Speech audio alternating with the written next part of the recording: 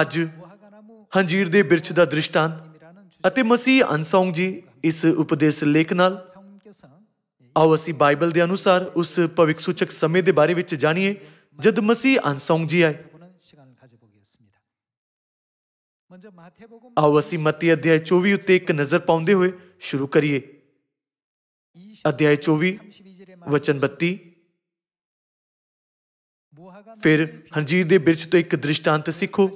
ਜਦੋਂ ਉਹਦੀ ਟਾਹਣੀ ਨਰਮ ਹੁੰਦੀ ਅਤੇ ਪੱਤੇ ਫੁੱਟਦੇ ਹਨ ਤਦ ਜਾਣ ਲੈਂਦੇ ਭਾਈ ਗਰਮੀ ਦੀ ਰੁੱਤ ਨੇੜੇ ਹੈ।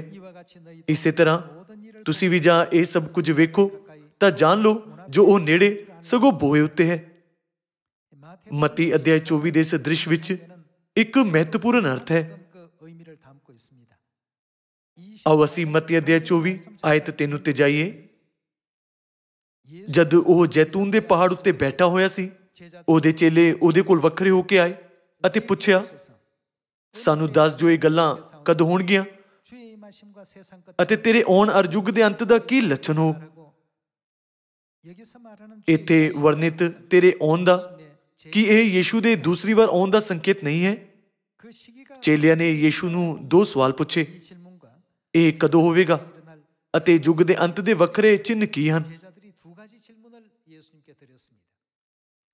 ਤੁਸੀਂ ਕਦੋਂ ਵਾਪਸ ਆਓਗੇ? ਇਸ ਸਵਾਲ ਦੇ ਜਵਾਬ ਦੇ ਰੂਪ ਵਿੱਚ ਯੀਸ਼ੂ ਨੇ ਹੰਜੀਰ ਦੇ ਬਿਰਛ ਦੇ ਦ੍ਰਿਸ਼ਟਾਂਤ ਦੇ ਬਾਰੇ ਵਿੱਚ ਦੱਸਿਆ।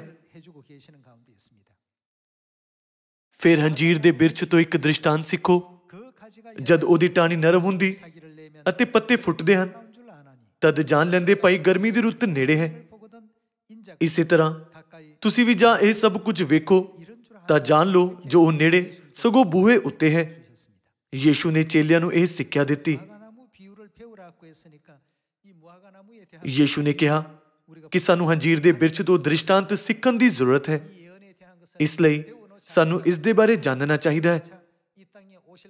ਜੇ ਅਸੀਂ ਇਸ ਭਵਿੱਖਬਾਣੀ ਨੂੰ ਨਹੀਂ ਸਿੱਖਦੇ ਤਦ ਅਸੀਂ ਮਸੀਹ ਨੂੰ ਕਬੂਲ ਕਰਨ ਵਿੱਚ ਅਸਫਲ ਹੋਵਾਂਗੇ। ਜਿਨ੍ਹਾਂ ਦੀ ਦੁਬਾਰਾ ਆਉਣ ਦੀ ਭਵਿੱਖਬਾਣੀ ਕੀਤੀ ਗਈ ਹੈ। ਇਸ ਪ੍ਰਕਾਰ ਪਰਮੇਸ਼ਵਰ ਨੇ ਹੰਜੀਰ ਦੇ ਬਿਰਛ ਦੇ ਦ੍ਰਿਸ਼ਟਾਂਤ ਦੇ ਦੁਆਰਾ ਸਮਝਾਇਆ ਕਿ ਮਸੀਹ ਕਦੋਂ ਆਉਣਗੇ। ਭਵਿੱਖਬਾਣੀ ਦੇ ਅਨੁਸਾਰ ਮਸੀਹ ਦੇ ਪ੍ਰਗਟ ਹੋਣ ਦਾ ਸਮਾਂ ਜਾਣਦੇ ਹੋਏ ਵੀ ਬਹੁਤ ਸਾਰੇ ਲੋਕ ਦਾਅਵਾ ਕਰਦੇ ਹਨ ਕਿ ਮੈਂ ਮਸੀਹ ਹਾਂ। ਪਰਮੇਸ਼ਵਰ ਨੇ ਸਾਨੂੰ ਕਿਹਾ ਕਿ ਸਾਨੂੰ ਉਹਨਾਂ ਦਾਅਵਿਆਂ ਤੋਂ ਭਰਮਾਏ ਜਾਣਾ ਜਾਂ ਬਹਿਕ ਜਾਣਾ ਨਹੀਂ ਚਾਹੀਦਾ। ਯੀਸ਼ੂ ਨੇ ਕਿਹਾ ਬਹੁਤ ਸਾਰੇ ਝੂਠੇ ਮਸੀਹ ਅਤੇ ਝੂਠੇ ਨਬੀ ਜਗ੍ਹਾ ਜਗ੍ਹਾ ਤੇ ਪ੍ਰਗਟ ਹੋਣਗੇ, ਪਰ ਸੱਚੇ ਮਸੀਹ ਕਿਸੇ ਵੀ ਸਮੇਂ ਤੇ ਨਹੀਂ ਆਉਂਦੇ। ਤੁਸੀਂ ਹੰਜੀਰ ਦੇ ਬਿਰਛ ਦੇ ਦ੍ਰਿਸ਼ਟਾਂਤ ਦੇ ਦੁਆਰਾ ਮਸੀਹ ਦੇ ਆਉਣ ਦਾ ਸਮੇਂ ਜਾਣ ਸਕੋਗੇ।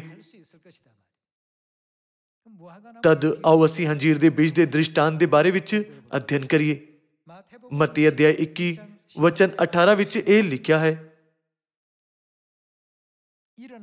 ਜਾਂ ਤੜਕੇ ਉਹ ਸ਼ਹਿਰ ਨੂੰ ਮੁੜਿਆ ਜਾਂਦਾ ਸੀ ਤਾਂ ਉਹਨੂੰ ਭੁੱਖ ਲੱਗੀ ਅਤੇ ਰਸਤੇ ਕੋਲ ਹੰਜੀਰ ਦਾ ਇੱਕ ਬਿਰਛ ਵੇਖ ਕੇ ਉਸ ਦੇ ਨੇੜੇ ਗਿਆ, ਪਰ ਪੱਤਾ ਬਿਨਾਂ ਉਸ ਉੱਤੇ ਹੋਰ ਕੁਝ ਨਾ ਲੱਭਿਆ ਅਤੇ ਉਸਨੇ ਉਸ ਨੂੰ ਆਖਿਆ, ਅੱਜ ਤੋਂ ਲੈ ਕੇ ਤੈਨੂੰ ਕਦੀ ਫਲ ਨਾ ਲੱਗੇ। ਅਤੇ ਹੰਜੀਰ ਦਾ ਬਿਰਛ ਉਵੇਂ ਸੁੱਕ ਗਿਆ।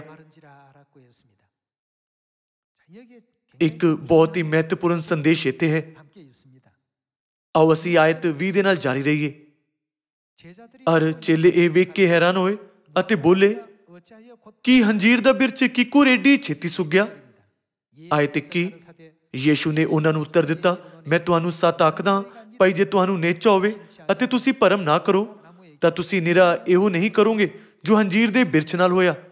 ਸਗੋਂ ਜੇ ਤੁਸੀਂ ਇਸ ਪਹਾੜ ਨੂੰ ਕਹੋ ਜੋ ਉੱਠ ਹਰ ਸਮੁੰਦਰ ਵਿੱਚ ਜਾ ਪੈ ਤਾਂ ਅਜਿਹਾ ਹੋ ਜਾਵੇਗਾ ਅਤੇ ਸਭ ਕੁਝ ਜੋ ਤੁਸੀਂ ਨੇਚਾ ਨਾਲ ਪ੍ਰਾਰਥਨਾ ਕਰਕੇ ਮੰਗੋ ਸੋ ਪਾਓਗੇ।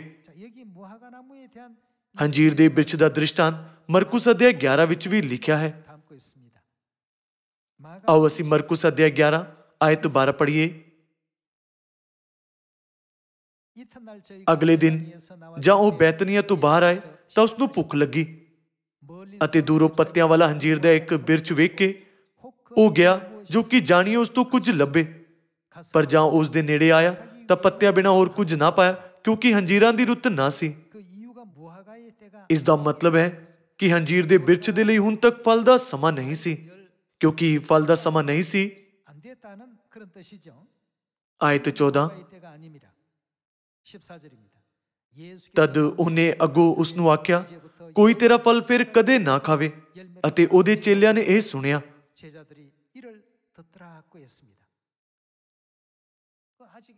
ਯੀਸ਼ੂ ਹੰਜੀਰ ਦੇ ਬਿਰਛ ਦੇ ਕੋਲ ਗਿਆ, ਭਾਵੇਂ ਹੀ ਇਹ ਫਲ ਦਾ ਸਮਾਂ ਨਹੀਂ ਸੀ।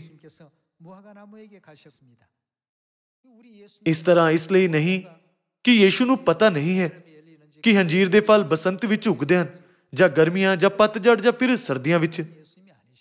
ਪਰ ਜਦ ਉਹਨਾਂ ਨੇ ਬਿਰਛ ਤੇ ਕੋਈ ਫਲ ਨਹੀਂ ਦੇਖਿਆ, ਤਦ ਉਹਨਾਂ ਨੇ ਉਸ ਨੂੰ ਕੀ ਕਿਹਾ? ਅੱਜ ਤੋਂ ਲੈ ਕੇ ਤੈਨੂੰ ਕਦੀ ਫਲ ਨਾ ਲੱਗੇ। ਅਤੇ ਹੰਜੀਰ ਦਾ ਬਿਰਛ ਉਵੇਂ ਸੁੱਕ ਗਿਆ। ਸਾਰੇ ਲੋਕੋ, ਕੀ ਤੁਹਾਨੂੰ ਲੱਗਦਾ ਹੈ ਕਿ ਯੀਸ਼ੂ ਨੇ ਹੰਜੀਰ ਦੇ ਬਿਰਛ ਨੂੰ ਇਸ ਲਈ ਸ਼ਰਾਪ ਦਿੱਤਾ ਕਿਉਂਕਿ ਉਹ ਨਾਰਾਜ਼ ਹੋਏ ਕਿ ਉਹਨਾਂ ਨੂੰ ਕੋਈ ਫਲ ਨਹੀਂ ਮਿਲਿਆ? ਅਸੀਂ ਸਮਝ ਸਕਦੇ ਹਾਂ ਕਿ ਉਹਨਾਂ ਨੇ ਜੋ ਕੀਤਾ ਉਹ ਭਵਿੱਖ ਸੂਚਕ ਰੂਪ ਨਾਲ ਹੰਜੀਰ ਦੇ ਬਿਰਛ ਦੇ ਦ੍ਰਿਸ਼ਟਾਂਤ ਨਾਲ ਸੰਬੰਧਿਤ ਸੀ।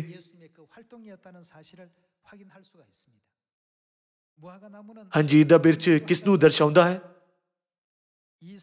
ਪਰਮੇਸ਼ਵਰ ਨੇ ਇਜ਼ਰਾਈਲ ਦੇਸ਼ ਦੀ ਤੁਲਨਾ ਹੰਜੀਰ ਦੇ ਬਿਰਛ ਨਾਲ ਕੀਤੀ। ਲੂਕਾ 13 ਵਿੱਚ ਵੀ ਯੀਸ਼ੂ ਨੇ ਕਿਹਾ, 3 ਸਾਲਾਂ ਤੋਂ ਮੈਂ ਇਸ ਹੰਜੀਰ ਦੇ ਬਿਰਛ ਤੋਂ ਫਲ ਲੱਭਣ ਆਉਂਦਾ ਹਾਂ, ਪਰ ਨਹੀਂ ਪਾਉਂਦਾ। ਬਪਤਿਸਮਾ ਲੈਣ ਦੇ ਬਾਅਦ ਯੀਸ਼ੂ ਮਸੀਹ ਨੇ 3 ਸਾਲ ਤੱਕ ਇਜ਼ਰਾਈਲੀਆਂ ਨੂੰ ਨਵੇਂ ਨੇਮ ਦੀ ਖੁਸ਼ਖਬਰੀ ਪ੍ਰਚਾਰ ਕੀਤੀ। ਹਾਲਾਂਕਿ ਉਹਨਾਂ ਨੇ ਇਸ ਨੂੰ ਸਵੀਕਾਰ ਨਹੀਂ ਕੀਤਾ ਅਤੇ ਯੀਸ਼ੂ ਨੂੰ ਸਲੀਬ ਤੇ ਚੜਾ ਦਿੱਤਾ। ਯੀਸ਼ੂ ਨੇ ਇਸ ਦੇ ਬਾਰੇ ਵਿੱਚ ਇਹ ਕਹਿੰਦੇ ਹੋਏ ਭਵਿੱਖਬਾਣੀ ਕੀਤੀ, 3 ਸਾਲਾਂ ਤੋਂ ਮੈਂ ਇਸ ਹੰਜੀਰ ਦੇ ਬਿਰਛ ਤੋਂ ਫਲ ਲੱਭਣ ਆਉਂਦਾ ਪਰ ਨਹੀਂ ਪਾਉਂਦਾ। ਨਬੀ ਯਰਮੀਆ ਨੇ ਵੀ ਇਹ ਭਵਿੱਖਬਾਣੀ ਕੀਤੀ ਹੈ ਕਿ ਹੰਜੀਰ ਇਜ਼ਰਾਈਲੀ ਲੋਕਾਂ ਨੂੰ ਅਰਥਾਤ ਇਜ਼ਰਾਈਲ ਦੇਸ਼ ਨੂੰ ਦਰਸਾਉਂਦਾ ਹੈ। ਆਓ ਅਸੀਂ ਯਰਮੀਆ ਅਧਿਆਇ 24 ਵਚਨ 3 ਦੇਖੀਏ। ਤਦ ਯਹੋਵਾ ਨੇ ਮੈਨੂੰ ਆਖਿਆ, ਹੇ ਯਰਮੀਆ, ਤੂੰ ਕੀ ਵੇਖਦਾ ਹੈ? ਤਦ ਮੈਂ ਆਖਿਆ, ਹੰਜੀਰਾਂ, ਚੰਗੀਆਂ ਹੰਜੀਰਾਂ, ਬਹੁਤ ਹੀ ਚੰਗੀਆਂ ਅਤੇ ਖਰਾਬ ਹੰਜੀਰਾਂ, ਬਹੁਤ ਖਰਾਬ। ਉਹ ਖਾਧੀਆਂ ਨਹੀਂ ਜਾਂਦੀਆਂ, ਉਹ ਇੰਨੀਆਂ ਬੁਰੀਆਂ ਹਨ। ਤਾਂ ਯਹੋਵਾ ਦਾ ਵਚਨ ਮੇਰੇ ਕੋਲ ਆਇਆ ਕਿ ਯਹੋਵਾ ਇਜ਼ਰਾਈਲ ਦਾ ਪਰਮੇਸ਼ਵਰ ਇਉਂ ਆਖਦਾ ਹੈ, ਮੈਂ ਇਹਨਾਂ ਚੰਗੀਆਂ ਹੰਜੀਰਾਂ ਵਾਂਗੂ ਯਹੂਦਾ ਦੇ ਅਸੀਰਾਂ ਨਾਲ, ਜਿਨ੍ਹਾਂ ਨੂੰ ਮੈਂ ਇਸ ਥਾਂ ਤੋਂ ਕਸਦਿਆਂ ਦੀ ਧਰਤੀ ਵਿੱਚ ਕੱਲਿਆ ਹੈ, ਭਲਾਈ ਕਰਾਂਗਾ। ਯਹੂਦੀ ਗੁਲਾਮ ਇਜ਼ਰਾਈਲੀ ਲੋਕ ਹਨ। ਇਜ਼ਰਾਈਲੀਆਂ ਦੀ ਤੁਲਨਾ ਹੰਜੀਰਾਂ ਨਾਲ ਕੀਤੀ ਗਈ ਹੈ। ਆਇਤ 6 ਵਿੱਚ ਲਿਖਿਆ ਹੈ, ਮੈਂ ਉਹਨਾਂ ਉੱਤੇ ਭਲੀ ਨਿਗਾਹ ਰੱਖਾਂਗਾ, ਮੈਂ ਉਹਨਾਂ ਨੂੰ ਇਸ ਦੇਸ਼ ਵਿੱਚ ਫਿਰ ਲਿਆਵਾਂਗਾ, ਮੈਂ ਉਹਨਾਂ ਨੂੰ ਬਣਾਵਾਂਗਾ ਨਹੀਂ ਢਾਵਾਂਗਾ, ਮੈਂ ਉਹਨਾਂ ਨੂੰ ਲਵਾਂਗਾ ਪੁੱਟਾਂਗਾ ਨਹੀਂ। ਮੈਂ ਉਹਨਾਂ ਨੂੰ ਅਜਿਹਾ ਦਿਲ ਦਿਆਂਗਾ ਭਾਈ ਉਹ ਜਾਣ ਲੈਣ ਕਿ ਮੈਂ ਯਹੋਵਾ ਅਤੇ ਉਹ ਮੇਰੀ ਪ੍ਰਜਾ ਹੋਣਗੇ ਅਤੇ ਮੈਂ ਉਹਨਾਂ ਦਾ ਪਰਮੇਸ਼ਵਰ ਹੋਵਾਂਗਾ ਕਿ ਉਹ ਜੋ ਆਪਣੇ ਸਾਰੇ ਦਿਲ ਨਾਲ ਮੇਰੀ ਵੱਲ ਮੁੜਨਗੇ। ਯਹੋਵਾ ਇਹੋ ਆਖਦਾ ਹੈ, ਖਰਾਬ ਅੰਜੀਰਾਂ ਵਾਂਗੂ ਜਿਹੜੀਆਂ ਖਰਾਬੀ ਦੇ ਕਾਰਨ ਖਾਧੀਆਂ ਨਹੀਂ ਜਾਂਦੀਆਂ, ਇਸੇ ਤਰ੍ਹਾਂ ਮੈਂ ਯਹੂਦਾ ਦੇ ਪਾਤਸ਼ਾਹ ਸਿਦਕਿਆ ਨਾਲ ਅਤੇ ਉਸ ਦੇ ਸਰਦਾਰਾਂ ਨਾਲ ਅਰ ਯਰੂਸ਼ਲਮ ਦੇ ਬੱਕੀਏ ਨਾਲ ਅਤੇ ਉਹਨਾਂ ਨਾਲ ਜਿਹੜੇ ਇਸ ਦੇਸ਼ ਵਿੱਚ ਬਚੇ ਹੋਏ ਹਨ ਅਤੇ ਉਹਨਾਂ ਨਾਲ ਜਿਹੜੇ ਮਿਸਰ ਦੇਸ਼ ਵਿੱਚ ਵਸਦੇ ਹਨ ਵਰਤਾਵਾਂਗਾ। ਇੱਥੇ ਵੀ ਹੰਜੀਰ ਇਜ਼ਰਾਈਲੀਆਂ ਨੂੰ ਦਰਸਾਉਂਦੇ ਹਨ, ਭਾਵੇਂ ਉਹ ਖਰਾਬ ਹੋਣ ਜਾਂ ਚੰਗੇ। ਕਿ ਲੂਕਾ ਅਧਿਆਇ 13 ਵਿੱਚ ਵੀ ਉਹੀ ਸਿੱਖਿਆ ਨਹੀਂ ਲਿਖੀ ਗਈ ਹੈ? ਲੂਕਾ ਅਧਿਆਇ 13 ਵਚਨ 6 ਵਿੱਚ ਇਹ ਲਿਖਿਆ ਹੈ, ਉਸਨੇ ਇਹ ਦ੍ਰਿਸ਼ਟਾਂਤ ਦਿੱਤਾ, ਭਾਈ ਕਿਸੇ ਮਨੁੱਖ ਦੇ ਅੰਗੂਰੀ ਬਾਗ ਵਿੱਚ ਇੱਕ ਹੰਜੀਰ ਦਾ ਬੂਟਾ ਲਾਇਆ ਹੋਇਆ ਸੀ ਅਤੇ ਉਹ ਉਸਦਾ ਫਲ ਲੈਣ ਆਇਆ ਪਰ ਨਾ ਲੱਭਾ। ਤਦ ਉਹਨੇ ਬਾਗਬਾਨ ਨੂੰ ਆਖਿਆ, ਯੀਸ਼ੂ ਦਾ 30 ਸਾਲ ਦੀ ਉਮਰ ਵਿੱਚ ਬਪਤਿਸਮਾ ਹੋਇਆ ਸੀ।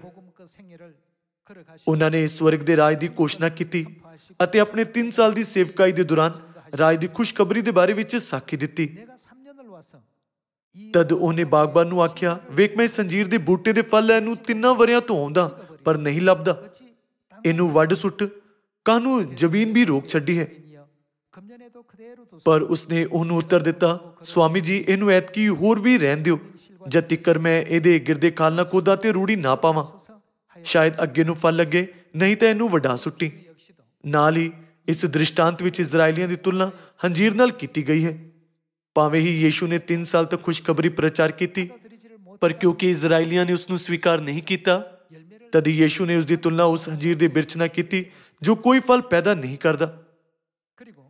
ਅਤੇ ਮੱਤੀ ਅਧਿਆਇ 21 ਅਤੇ ਮਰਕੁਸ ਅਧਿਆਇ 11 ਵਿੱਚ ਇਹ ਲਿਖਿਆ ਹੈ ਕਿ ਯੀਸ਼ੂ ਅੰਜੀਰ ਦੇ ਬਿਰਛ ਤੋਂ ਫਲ ਨੂੰ ਲੱਭ ਰਹੇ ਸੀ, ਪਰ ਉਹਨਾਂ ਨੂੰ ਕੋਈ ਫਲ ਨਹੀਂ ਮਿਲਿਆ ਕਿਉਂਕਿ ਉਹ ਫਲ ਦਾ ਸਮਾਂ ਨਹੀਂ ਸੀ। ਜ਼ਰੂਰ ਹੀ ਕਿਉਂਕਿ ਇਹ ਫਲ ਦਾ ਸਮਾਂ ਨਹੀਂ ਸੀ, ਇਸ ਲਈ ਇਹ ਕੁਦਰਤੀ ਸੀ ਕਿ ਉਹਨਾਂ ਨੂੰ ਕੋਈ ਫਲ ਨਹੀਂ ਮਿਲਿਆ। ਮੱਤੀ ਅਧਿਆਇ 21 ਵਿੱਚ ਯੀਸ਼ੂ ਨੇ ਸੜਕ ਉੱਤੇ ਅੰਜੀਰ ਦੇ ਬਿਰਛ ਨੂੰ ਸ਼ਰਾਪ ਦੇ ਕੇ ਉਸ ਨੂੰ ਇਹ ਦਿਖਾਉਣ ਦੇ ਲਈ ਸੁੱਕਣ ਦਿੱਤਾ ਕਿ ਇਜ਼ਰਾਈਲ ਦੇ ਨਾਲ ਕੀ ਹੋਣ ਵਾਲਾ ਹੈ, ਜਿਸ ਦੀ ਤੁਲਨਾ ਅੰਜੀਰ ਦੇ ਬਿਰਛ ਨਾਲ ਕੀਤੀ ਗਈ ਹੈ।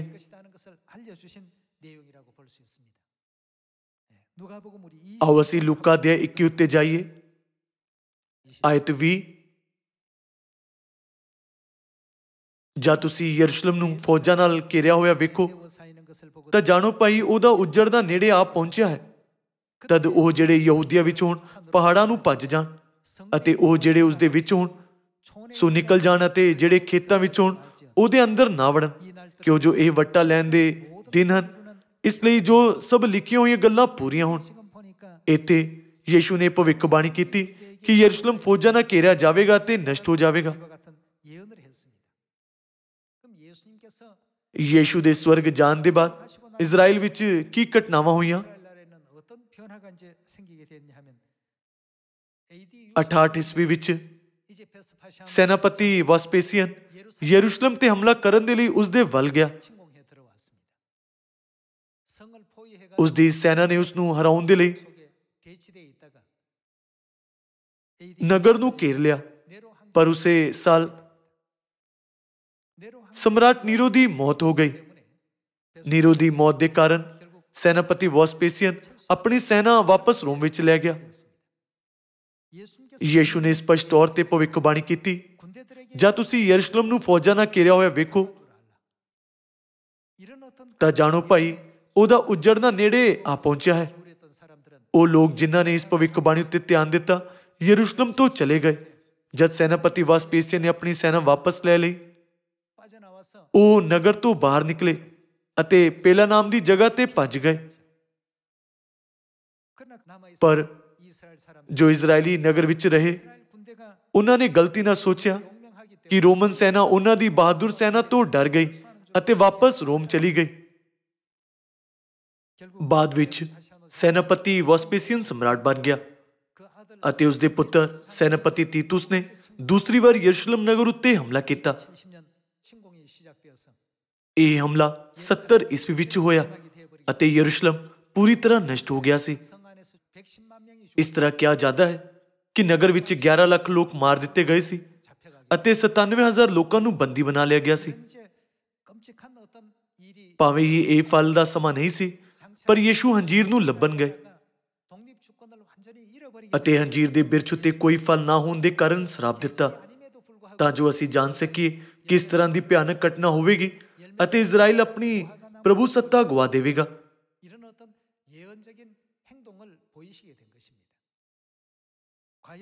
ਜਿਵੇਂ ਯੀਸ਼ੂ ਨੇ ਭਵਿੱਖਬਾਣੀ ਕੀਤੀ ਸੀ, ਉਸੇ ਤਰ੍ਹਾਂ 70 ਈਸਵੀ ਵਿੱਚ ਦੂਸਰਾ ਹਮਲਾ ਸੈਨਾਪਤੀ ਤੀਤੁਸ ਦੇ ਦੁਆਰਾ ਕੀਤਾ ਗਿਆ।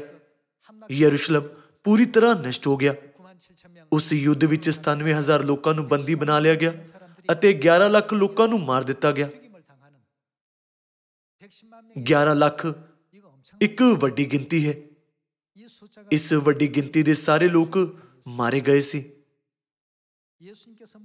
ਯੀਸ਼ੂ ਨੇ ਕੀ ਕਿਹਾ ਕਿ ਉਹਨਾਂ ਨੂੰ ਸੈਨਾ ਦੇ ਖਿਲਾਫ ਲੜਨ ਜਾਂ ਭੱਜਣ ਦੇ ਲਈ ਕਿਹਾ ਸੀ? ਯੀਸ਼ੂ ਨੇ ਉਹਨਾਂ ਨੂੰ ਭੱਜ ਜਾਣ ਨੂੰ ਕਿਹਾ ਸੀ। ਪਹਿਲੇ ਚਰਚ ਦੇ ਸਾਰੇ ਸੰਤਾਂ ਨੇ ਯੀਸ਼ੂ ਦੇ ਵਚਨਾਂ ਉੱਤੇ ਵਿਸ਼ਵਾਸ ਕੀਤਾ ਅਤੇ ਉਹ ਪੇਲਾ ਨਾਮ ਦੇ ਦੂਰ ਦੀ ਜਗ੍ਹਾ ਤੇ ਭੱਜ ਕੇ ਭਿਆਨਕ ਆਫਤ ਤੋਂ ਬਚਣ ਵਿੱਚ ਕਾਬਲ ਹੋਏ। ਪਰ ਜਿਨ੍ਹਾਂ ਲੋਕਾਂ ਨੇ ਯੀਸ਼ੂ ਦੇ ਵਚਨਾਂ ਉੱਤੇ ਵਿਸ਼ਵਾਸ ਨਹੀਂ ਕੀਤਾ, ਉਹ ਉੱਥੇ ਰਹੇ ਅਤੇ ਅੰਤ ਵਿੱਚ ਉਹ ਸਾਰੇ ਨਸ਼ਟ ਹੋ ਗਏ। ਉਸ ਸਮੇਂ ਤੋਂ ਇਜ਼ਰਾਈਲ ਨੇ ਆਪਣੀ ਪ੍ਰਭੂ ਸੱਤਾ ਗਵਾ ਦਿੱਤੀ, ਜਿਵੇਂ ਕਿ ਦ੍ਰਿਸ਼ਟਾਂਤ ਵਿੱਚ ਸੁੱਕਿਆ ਹੋਇਆ ਅੰਜੀਰ ਦਾ ਬਿਰਛ ਸੀ। ਇਜ਼ਰਾਈਲੀਆਂ ਨੇ ਆਪਣੀ ਪ੍ਰਭੂ ਸੱਤਾ ਗਵਾ ਦਿੱਤੀ ਅਤੇ ਪੂਰੀ ਦੁਨੀਆ ਵਿੱਚ ਭਟਕਦੇ ਹੋਏ ਆਪਣੇ ਦੇਸ਼ ਤੋਂ ਦੂਰ ਹੋ ਕੇ ਰਹਿ ਗਏ। ਯੀਸ਼ੂ ਨੇ ਦ੍ਰਿਸ਼ਟਾਂਤ ਦੇ ਦੁਆਰਾ ਇਸ ਦੀ ਭਵਿੱਖਬਾਣੀ ਕੀਤੀ ਸੀ। ਸਾਰੇ ਲੋਕੋ, ਯੀਸ਼ੂ ਨੇ ਜੋ ਅੰਜੀਰ ਦੇ ਬਿਰਛ ਦੇ ਨਾਲ ਕੀਤਾ, ਜੇ ਉਸ ਦਾ ਭਵਿੱਖਬਾਣੀ ਦੇ ਨਾਲ ਕੋਈ ਲੈਣਾ ਦੇਣਾ ਨਹੀਂ ਸੀ, ਤਦ ਮੱਤੀ ਅਤੇ ਮਰਕੁਸ ਵਰਗੀਆਂ ਖੁਸ਼ਖਬਰੀ ਦੀਆਂ ਕਈ ਪੁਸਤਕਾਂ ਵਿੱਚ ਇਸ ਦੇ ਬਾਰੇ ਵਿੱਚ ਲਿਖਣ ਦਾ ਕੋਈ ਕਾਰਨ ਹੁੰਦਾ। ਇੱਕ ਕੋਮਲ ਅਤੇ ਦੇਖਭਾਲ ਕਰਨ ਵਾਲੇ ਬਿਆਨ ਨੂੰ ਦੱਸਣ ਦੇ ਬਦਲੇ ਯੀਸ਼ੂ ਨੇ ਅੰਜੀਰ ਦੇ ਬਿਰਛ ਨੂੰ ਸ਼ਰਾਪ ਦਿੱਤਾ। ਸਾਨੂੰ ਇਹ ਸਮਝਣਾ ਚਾਹੀਦਾ ਹੈ ਕਿ ਯੀਸ਼ੂ ਦੇ ਕੰਮ ਵਿੱਚ ਪਰਮੇਸ਼ਵਰ ਦੀ ਇੱਕ ਮਹੱਤਵਪੂਰਨ ਸਿੱਖਿਆ ਹੈ। ਇਹ ਸਾਨੂੰ ਅੰਜੀਰ ਦੇ ਬਿਰਛ ਦੇ ਦ੍ਰਿਸ਼ਟਾਂਤ ਦਾ ਜਵਾਬ ਦੇਣ ਦੇ ਲਈ ਸੀ। ਆਓ ਅਸੀਂ ਲੂਕਾ ਅਧਿਆਇ 21 ਵਚਨ 22 ਦੇ ਨਾਲ ਜਾਰੀ ਰੱਖੀਏ। ਕਿਉਂ ਜੋ ਇਹ ਵੱਟਾ ਲੈਣ ਦੇ ਦਿਨ ਹਨ, ਇਸ ਲਈ ਜੋ ਸਭ ਲਿਖੀਆਂ ਹੋਈਆਂ ਗੱਲਾਂ ਪੂਰੀਆਂ ਹੋਣ। ਹਮਸੋਸ ਉਹਨਾਂ ਉੱਤੇ ਜਿਹੜੀਆਂ ਉਹਨਾਂ ਦਿਨਾਂ ਵਿੱਚ ਗਰਭਵੰਤੀਆਂ ਅਤੇ ਦੁੱਧ ਚੰਗਾਉਣ ਵਾਲੀਆਂ ਹੋਣ, ਕਿਉਂ ਜੋ ਧਰਤੀ ਉੱਤੇ ਵੱਡੀ ਤੰਗੀ, ਇਸ ਪਰਜਾ ਉੱਤੇ ਕ੍ਰੋਧ ਹੋਵੇਗਾ। ਉਹ ਤਲਵਾਰ ਦੀ ਧਾਰ ਨਾਲ ਮਾਰੇ ਜਾਣਗੇ ਅਤੇ ਬੰਧੂਏ ਹੋ ਕੇ ਸਭ ਕੌਮਾਂ ਵਿੱਚ ਪਹੁੰਚਾਏ ਜਾਣਗੇ। ਉਹਨਾਂ ਨੂੰ ਅਸਲ ਵਿੱਚ ਕਈ ਦੇਸ਼ਾਂ ਦੇ ਕੈਦੀਆਂ ਦੇ ਰੂਪ ਵਿੱਚ ਲਿਆ ਗਿਆ ਸੀ, ਅਰ ਯਰੂਸ਼ਲਮ ਪਰਾਈਆਂ ਕੌਮਾਂ ਤੋਂ ਲਤਾੜਿਆ ਜਾਵੇਗਾ। ਕਦੋਂ ਤੱਕ? ਜਦ ਤੀਕਰ ਪਰਾਈਆਂ ਕੌਮਾਂ ਦੇ ਸਮੇਂ ਪੂਰੇ ਨਾ ਹੋਣ। ਇਸ ਦਾ ਮਤਲਬ ਇਹ ਹੈ ਕਿ ਇਜ਼ਰਾਈਲ, ਜਿਸ ਦਾ ਵਰਣਨ ਇੱਕ ਸੁੱਕੇ ਹੋਏ ਅੰਜੀਰ ਦੇ ਬਿਰਛ ਦੇ ਰੂਪ ਵਿੱਚ ਕੀਤਾ ਗਿਆ ਹੈ, ਉਹ ਤਦ ਤੱਕ ਕਦੀ ਜਿਉਂਦਾ ਨਹੀਂ ਹੋ ਸਕਦਾ ਜਦ ਤੱਕ ਕਿ ਪਰਾਈਆਂ ਕੌਮਾਂ ਦਾ ਸਮਾਂ ਪੂਰਾ ਨਾ ਹੋ ਜਾਵੇ। ਪਰ ਮੱਤੀ ਅਧਿਆਇ 24 ਵਿੱਚ ਯੀਸ਼ੂ ਨੇ ਪਹਿਲੇ ਹੀ ਭਵਿੱਖਬਾਣੀ ਕਰ ਦਿੱਤੀ ਸੀ ਕਿ ਅੰਜੀਰ ਦਾ ਬਿਰਛ ਦੁਬਾਰਾ ਜਿਉਂਦਾ ਹੋਵੇਗਾ। ਅਧਿਆਇ 24 ਆਇਤ 32।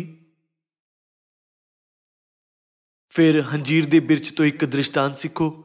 ਜਦ ਉਹਦੀ ਟਹਿਣੀ ਦਾ ਕੀ ਹੋਵੇਗਾ? ਜਦ ਉਹਦੀ ਟਹਿਣੀ ਨਰਮ ਹੁੰਦੀ। ਯੀਸ਼ੂ ਨੇ ਕਿਹਾ ਸੀ ਕਿ ਉਹ ਸਮਾਂ ਆਵੇਗਾ ਜਦੋਂ ਸੁੱਕੇ ਅੰਜੀਰ ਦਾ ਬਿਰਛ ਨਰਮ ਹੋ ਜਾਵੇਗਾ ਅਤੇ ਇਸ ਦੇ ਪੱਤੇ ਫੁੱਟ ਨਿਕਲਣਗੇ।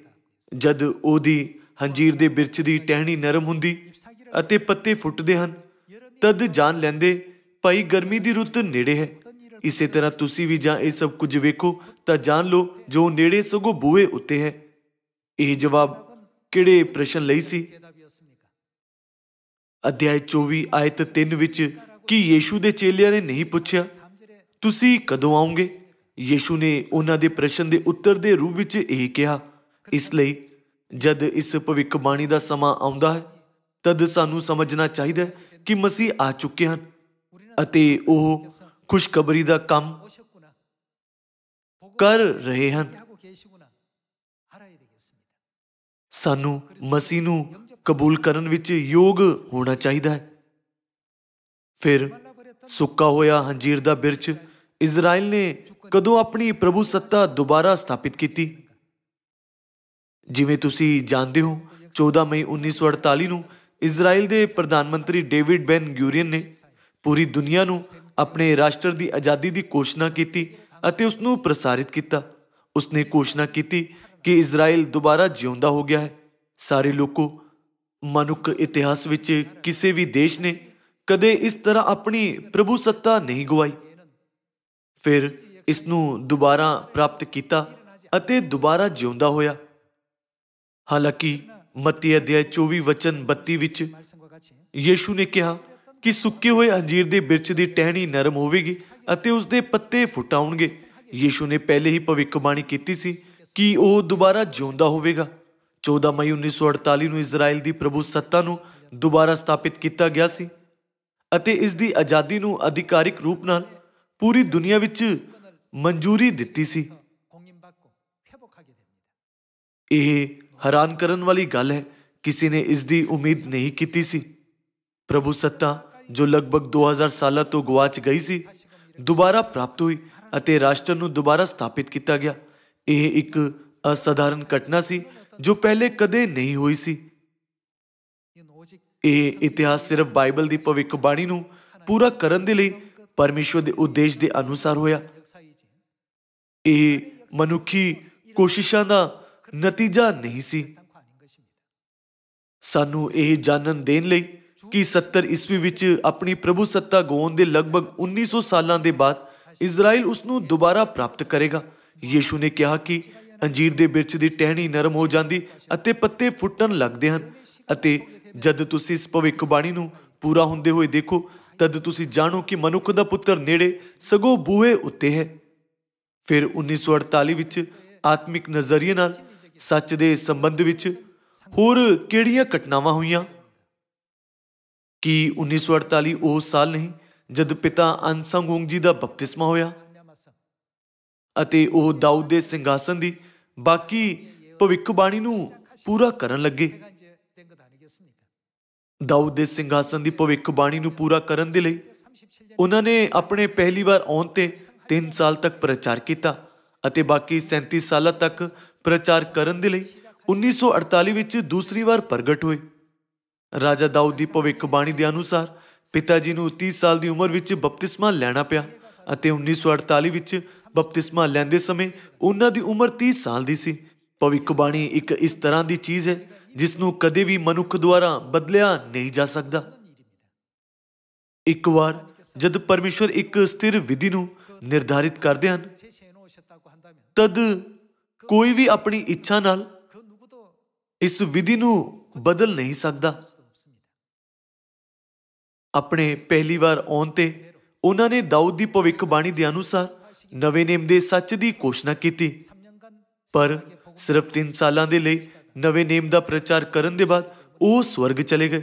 ਇਸ ਲਈ ਬਾਕੀ 37 ਸਾਲਾਂ ਨੂੰ ਪੂਰਾ ਕਰਨ ਦੇ ਲਈ ਉਹ 1948 ਵਿੱਚ ਦੂਸਰੀ ਵਾਰ ਆਏ, ਦਸੰਬਰ ਵਿੱਚ ਬਪਤਿਸਮਾ ਲਿਆ ਅਤੇ ਰਾਜਾ ਦਾਊਦ ਦੇ ਸਿੰਘਾਸਨ ਦੀ ਭਵਿੱਖਬਾਣੀ ਨੂੰ ਪੂਰਾ ਕਰਨਾ ਸ਼ੁਰੂ ਕੀਤਾ।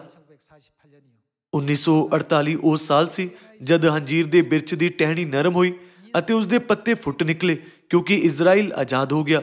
ਉਹ ਘਟਨਾਵਾਂ 21 ਸਾਲ ਵਿੱਚ ਹੋਈਆਂ। ਬਾਈਬਲ ਨੇ ਭਵਿੱਖਬਾਣੀ ਕੀਤੀ, ਜਦ ਹੰਜੀਰ ਦੇ ਬਿਰਛ ਦੀ ਟਹਿਣੀ ਨਰਮ ਹੋ ਜਾਂਦੀ ਅਤੇ ਪੱਤੇ ਫੁੱਟਣ ਲੱਗਦੇ ਹਨ, ਤਦ ਕੌਣ ਨੇੜੇ ਹੈ?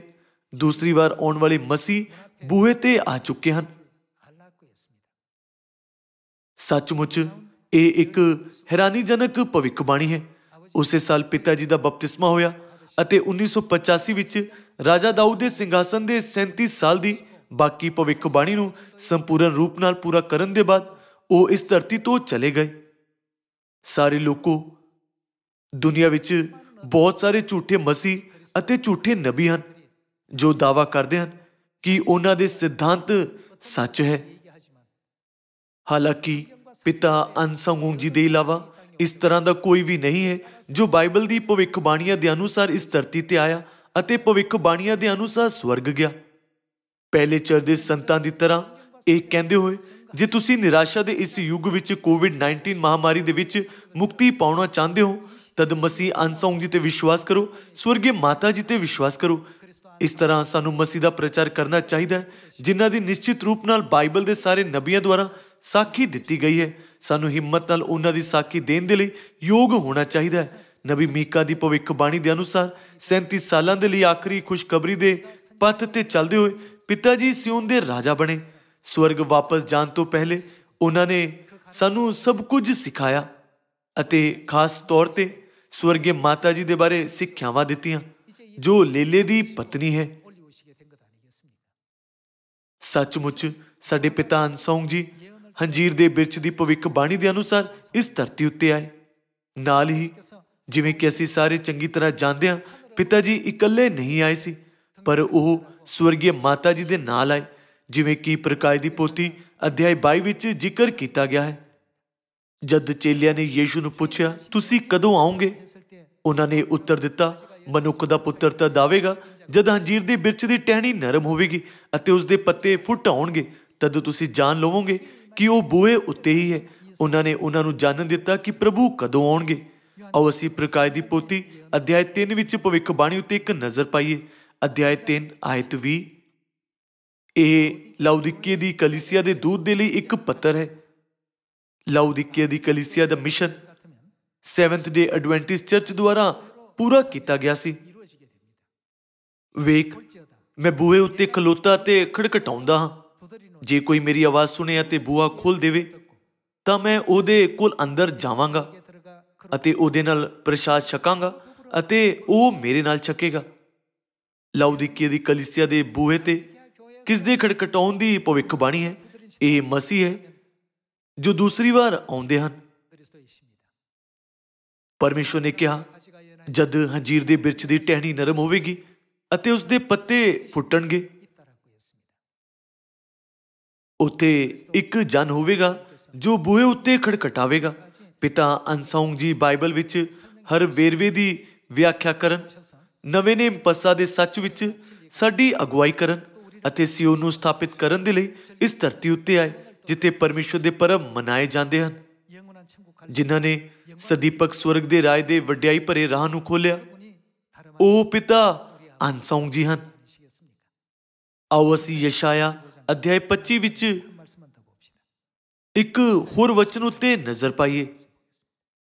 ਯਸ਼ਾਇਆ ਅਧਿਆਇ 25 ਆਇਤ 6। ਇਸੇ ਪਹਾੜ ਤੇ ਸੈਨਾ ਦਾ ਯਹੋਵਾ ਸਾਰਿਆਂ ਲੋਕਾਂ ਲਈ ਮੋਟੀਆਂ ਵਸਤਾਂ ਦਾ ਦੌਤ ਕਰੇਗਾ, ਪੁਰਾਣੀਆਂ ਮਦਾਂ ਦੀ ਦੌਤ, ਗੁੱਦੇ ਸਣੇ ਮੋਟੀਆਂ ਵਸਤਾਂ, ਛਾਣੀਆਂ ਹੋਈਆਂ ਪੁਰਾਣੀਆਂ ਮਦਾਂ। ਅਤੇ ਇਸ ਪਹਾੜ ਤੇ ਉਸ ਪਰਦੇ ਨੂੰ ਜਫ ਲਵੇਗਾ, ਉਸ ਪਰਦੇ ਨੂੰ ਜਿਹੜਾ ਸਾਰੇ ਲੋਕਾਂ ਦੇ ਉੱਤੇ, ਨਾਲੇ ਉਸ ਕੱਜਰ ਨੂੰ ਜਿਹੜਾ ਸਾਰੀਆਂ ਕੌਮਾਂ ਉੱਤੇ ਲਟਕਦਾ ਹੈ। ਅਤੇ ਉਹ ਕਿਸ ਨੂੰ ਸਦਾ ਦੇ ਲਈ ਜਫ ਲਵੇਗਾ? ਉਹ ਮੌਤ ਨੂੰ ਸਦਾ ਲਈ ਜਫ ਲਵੇਗਾ। ਕੀ ਸਦਾ ਦੇ ਲਈ ਮੌਤ ਦੇ ਨਾਸ਼ ਕਰਨ ਦਾ ਮਤਲਬ ਸਦੀਪਕ ਜੀਵਨ ਦੇਣਾ ਨਹੀਂ ਹੈ? ਸਦਾ ਦੇ ਲਈ ਮੌਤ ਦਾ ਨਾਸ਼ ਕਰਨਾ ਅਤੇ ਸਦੀਪਕ ਜੀਵਨ ਦੇਣ ਦੇ ਲਈ ਵਰਤਿਆ ਜਾਣ ਵਾਲਾ ਇੱਕੋ ਦਾਖਰਸ ਪੱਸਾ ਦਾ ਦਾਖਰਸ ਹੈ। ਤਦ ਕੀ ਇਸ ਦਾ ਮਤਲਬ ਇਹ ਨਹੀਂ ਹੈ ਕਿ ਜਦ ਉਹ ਇਸ ਧਰਤੀ ਉੱਤੇ ਆਉਣਗੇ ਤਦ ਉਹ ਨਵੇਂ ਨੇਮ ਦੇ ਪੱਸਾ ਦਾ ਸੱਚ ਲਿਆਉਣਗੇ ਅਤੇ ਪ੍ਰਭੂ ਯਹੋਵਾ ਸਾਰਿਆਂ ਮੂੰਹਾਂ ਤੋਂ ਹੰਝੂ ਪੂੰਝ ਸੁੱਟੇਗਾ ਅਤੇ ਆਪਣੀ ਪ੍ਰਜਾ ਦੀ ਬਦਨਾਮੀ ਨੂੰ ਸਾਰੀ ਧਰਤੀ ਦੇ ਉੱਤੋਂ ਦੂਰ ਕਰ ਦੇਵੇਗਾ, ਕਿਉਂਕਿ ਇਹ ਯਹੋਵਾ ਦਾ ਬੋਲ ਹੈ। ਉਸ ਦਿਨ ਆਖਿਆ ਜਾਵੇਗਾ, ਵੇਖੋ ਇਹ ਸਾਡਾ ਪਰਮੇਸ਼ਵਰ ਹੈ। ਅਸੀਂ ਕੀ ਕਰਦੇ ਆਏ ਹਾਂ? ਅਸੀਂ ਉਹਨੂੰ ਉਡੀਕਦੇ ਸਾਂ। ਅਸੀਂ ਉਹਨਾਂ ਦੇ ਪਹਿਲੀ ਵਾਰ ਆਉਣ ਦੇ ਸਮੇਂ ਤੋਂ ਹੀ ਉਹਨਾਂ ਦੀ ਉਡੀਕ ਕੀਤੀ ਹੈ। ਸਾਨੂੰ ਕਦੋਂ ਤੱਕ ਉਡੀਕ ਕਰਨੀ ਚਾਹੀਦੀ ਹੈ? ਤੁਸੀਂ ਕਦੋਂ ਆਓਗੇ? ਜਦ ਹੰਜੀਰ ਦੇ ਬਿਰਛ ਦੀ ਟਹਿਣੀ ਨਰਮ ਹੋ ਜਾਂਦੀ ਹੈ ਅਤੇ ਉਸਦੇ ਪੱਤੇ ਫੁੱਟਦੇ ਹਨ, ਤਾਂ ਤੁਸੀਂ ਜਾਣ ਲਵੋਗੇ ਕਿ ਮਨੁੱਖ ਦਾ ਪੁੱਤਰ ਬੂਹੇ ਉੱਤੇ ਆ ਚੁੱਕਾ ਹੈ। ਹੁਣ ਤੱਕ ਅਸੀਂ ਉਹਨਾਂ ਦੀ ਉਡੀਕ ਕਰਦੇ ਆਏ ਹਾਂ, ਕਿਉਂਕਿ ਅਸੀਂ ਉਸ ਸਮੇਂ ਦੀ ਉਡੀਕ ਕਰਦੇ ਆਏ ਕਿ ਹੰਜੀਰ ਦੇ ਬਿਰਛ ਦੀ ਟਹਿਣੀ ਨਰਮ ਹੋਵੇਗੀ ਅਤੇ ਉਸਦੇ ਪੱਤੇ ਫੁੱਟ ਨਿਕਲਣਗੇ। ਤਦ ਉਹ ਸਾਡੀ ਮੁਕਤੀ ਕਰੇਗਾ ਅਤੇ ਉਹ ਸਾਨੂੰ ਬਚਾਵੇਗਾ। ਇਹ ਯਹੋਵਾ ਹੈ। ਅਸੀਂ ਉਹਦੀ ਉਡੀਕਦੇ ਸਾਂ। ਅਸੀਂ ਉਹਦੀ ਮੁਕਤੀ ਵਿੱਚ ਖੁਸ਼ੀ ਮਨਾਈਏ ਅਤੇ ਆਨੰਦ ਕਰੀਏ। ਇੱਥੇ ਪਰਮੇਸ਼ਵਰ ਨੇ ਇੱਕ ਭਵਿੱਖਬਾਣੀ ਦਿਖਾਈ, ਜਿੱਥੇ ਸਾਰੇ ਲੋਕ ਖੁਸ਼ੀ ਨਾਲ ਇਹ ਕਹਿੰਦੇ ਹੋਏ ਪੁਕਾਰਨਗੇ, ਸਾਡੇ ਪਰਮੇਸ਼ਵਰ ਇਹੀ ਹੈ। ਉਹ ਆਏ, ਪੱਸਾ ਦੇ ਦਾਖਰਸ ਦੇ ਸੱਚ ਨੂੰ ਪ੍ਰਗਟ ਕੀਤਾ, ਜੋ ਲੰਬੇ ਸਮੇਂ ਤੱਕ ਨਹੀਂ ਖੋਲਿਆ ਜਾ ਸਕਦਾ ਸੀ, ਅਤੇ ਮੌਤ ਦਾ ਨਾਸ਼ ਕੀਤਾ। ਇਸ ਕੰਮ ਨੂੰ ਕਰਨ ਦੇ ਲਈ ਪਰਮੇਸ਼ਵਰ ਨੇ ਕਿਹਾ ਕਿ ਜਦ ਹੰਜੀਰ ਦੇ ਬਿਰਛ ਦੀ ਟਹਿਣੀ ਨਰਮ ਹੋਵੇਗੀ ਅਤੇ ਉਸਦੇ ਪੱਤੇ ਫੁੱਟ ਨਿਕਲਣਗੇ, ਤਦੋਂ ਆਉਣਗੇ ਅਤੇ ਬੂਹੇ ਤੇ ਖੜਖੜਾਉਣਗੇ। ਇਹ ਸਭ ਕਿਸਨੇ ਪੂਰਾ ਕੀਤਾ? ਜਿਵੇਂ ਅਸੀਂ ਜਾਣਦੇ ਹਾਂ ਕਿ ਮਸੀਹ ਅਨਸਾਉਂਗ ਜੀ ਨੇ ਉਹਨਾਂ ਸਭ ਨੂੰ ਪੂਰਾ ਨਹੀਂ ਕੀਤਾ ਹੈ। ਸਵਰਗੀ ਪਿਤਾ ਮਸੀਹ ਅਨਸਾਉਂਗ ਜੀ ਹੰਜੀਰ ਦੇ ਬਿਰਛ ਦੇ ਦ੍ਰਿਸ਼ਟਾਂਤ ਦੇ ਅਨੁਸਾਰ ਇਸ ਧਰਤੀ ਉੱਤੇ ਆਏ, ਨਵੇਂ ਨੇਮ ਦੇ ਸੱਚ ਦੀ ਘੋਸ਼ਣਾ ਕੀਤੀ, ਪਰਬ ਦੇ ਨਗਰ ਸਿਓਨ ਨੂੰ ਦੁਬਾਰਾ ਸਥਾਪਿਤ ਕੀਤਾ ਅਤੇ ਸਵਰਗੀ ਮਾਤਾ ਜੀ ਦੇ ਕੋਲ ਸਾਡੀ ਅਗਵਾਈ ਕੀਤੀ। ਆਓ ਅਸੀਂ ਸਿਓਨ ਦੀਆਂ ਸਾਰੀਆਂ ਸੰਤਾਨਾਂ ਇਸ ਸੱਚ ਨੂੰ ਆਪਣੇ ਦਿਲ ਵਿੱਚ ਰੱਖੀਏ ਅਤੇ ਪਿਤਾ ਅਤੇ ਮਾਤਾ ਜੀ ਦੇ ਬਾਰੇ ਹਿੰਮਤ ਨਾਲ ਸਾਖੀ ਦਈਏ। ਕੁਝ ਲੋਕ ਕਹਿ ਸਕਦੇ ਹਨ, ਮੈਂ ਪ੍ਰਚਾਰ ਕਰਦਾ ਪਰ ਲੋਕ ਸੁਣਦੇ ਨਹੀਂ। ਸਾਰੇ ਲੋਕੋ, ਅਸੀਂ ਉਸ ਦੇ ਲਈ ਜ਼ਿੰਮੇਦਾਰ ਨਹੀਂ ਹਾਂ। ਸਾਡੀ ਭੂਮਿਕਾ ਪ੍ਰਚਾਰ ਕਰਨਾ ਹੈ, ਭਾਵੇਂ ਉਹ ਸੁਣਨ ਜਾਂ ਨਾ ਸੁਣਨ। ਪਰਮੇਸ਼ਵਰ ਦੇ ਕੋਲ ਆਪਣੀ ਯੋਜਨਾ ਹੈ। ਜਦ ਪਰਮੇਸ਼ਵਰ ਸਾਨੂੰ ਕੁਝ ਕਰਨ ਦੇ ਲਈ ਕਹਿੰਦੇ ਹਨ, ਤਦ ਸਾਨੂੰ ਸਿਰਫ ਉਸ ਨੂੰ ਕਰਨ ਦੀ ਜ਼ਰੂਰਤ ਹੈ। ਸਾਨੂੰ ਇਸ ਗੱਲ ਦੀ ਪਰਵਾਹ ਕਰਨ ਦੀ ਜ਼ਰੂਰਤ ਨਹੀਂ ਹੈ ਕਿ ਲੋਕ ਸਾਨੂੰ ਕਿਵੇਂ ਦੇਖਣਗੇ, ਜਾਂ ਸ਼ੱਕ ਨਹੀਂ ਕਰਨਾ ਚਾਹੀਦਾ ਕਿ ਉਹ ਸੁਣਨਗੇ, ਕਿਉਂਕਿ ਪਰਮੇਸ਼ਵਰ ਨੇ ਸਾਨੂੰ ਪ੍ਰਚਾਰ ਕਰਨ ਦੇ ਲਈ ਕਿਹਾ ਹੈ। ਇਸ ਲਈ ਸਾਡਾ ਮਿਸ਼ਨ ਪ੍ਰਚਾਰ ਕਰਨਾ ਹੈ। ਜਦ ਅਸੀਂ ਪ੍ਰਚਾਰ ਕਰਾਂਗੇ ਤਦ ਪਰਮੇਸ਼ਵਰ ਚੀਜ਼ਾਂ ਨੂੰ ਬਦਲ ਦੇਣਗੇ। ਤੁਹਾਨੂੰ ਪਵਿੱਤਰ ਆਤਮਾ ਦੇ ਬਹੁਤ ਸਾਰੇ ਵਧੀਆ ਫਲਾਂ ਨੂੰ ਪੈਦਾ ਕਰਨ ਦੇ ਲਈ ਕਹਿੰਦੇ ਹੋਏ ਮੈਂ ਅੱਜ ਦੇ ਉਪਦੇਸ਼ ਨੂੰ ਖਤਮ ਕਰਨਾ ਚਾਹਾਂਗਾ। ਤੁਹਾਡਾ ਬਹੁਤ ਬਹੁਤ ਧੰਨਵਾਦ।